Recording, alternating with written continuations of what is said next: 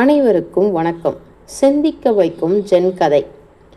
Gen சீடர்கள் மற்றவர்களுக்கு கற்றுத்தருகிற தகுதியை பெற குறைந்தது 10 ஆண்டுகள் குருவோடு இருக்க வேண்டும்.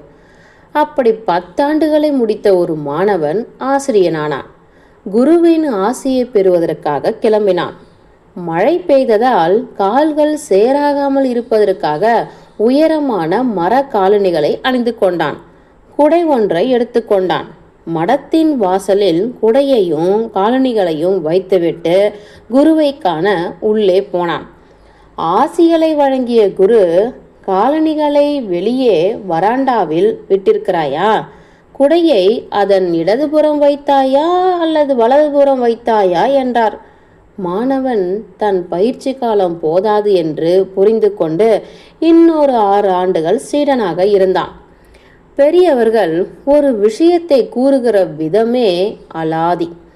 பள்ளி பருவத்தில் என் நண்பன் ஒருவன் வீட்டு கணக்கு போட மோகன் வீட்டுக்கு போகிறேன் என்று சொல்லிவிட்டு கடற்கரையில் கபடி விளையாட போய்விடுவான்.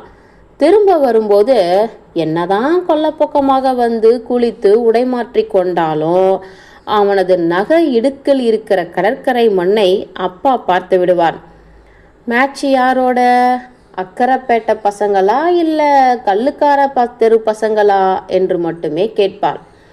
இங்கே குரு சேராகாத ஈரமே இல்லாத காலையும் உடம்பையும் பார்த்து செருப்பையும் குடையையும் எங்கே விட்டாய் என்று கேட்டது பெரிய விஷயம் அல்ல.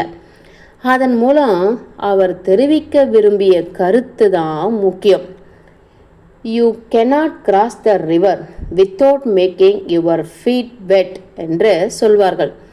சாதாரண மனிதனுக்கே இப்படி என்றால் ஜென் குருவாக போகிறவன் தன்னை பற்றியும் தன் புறத்தை பற்றியும் கவலை